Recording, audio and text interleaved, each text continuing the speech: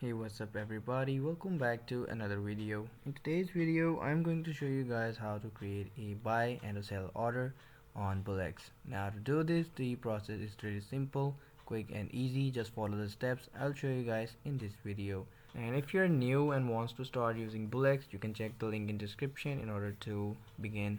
Now in order to create these limit orders, I'll select a random coin and I'll head over to this limit section on the buy option, and here I'll type in the amount I want to buy when the order will be executed.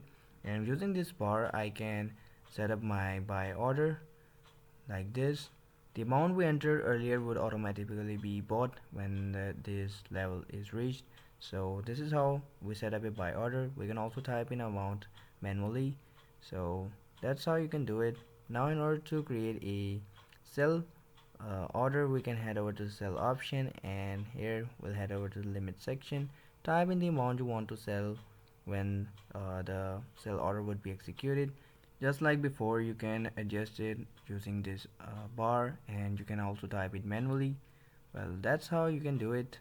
That's it for today's video. I hope the video was helpful for you guys. Don't forget to like, subscribe, share the video. I'll see you guys in the next video. Take care. Bye bye.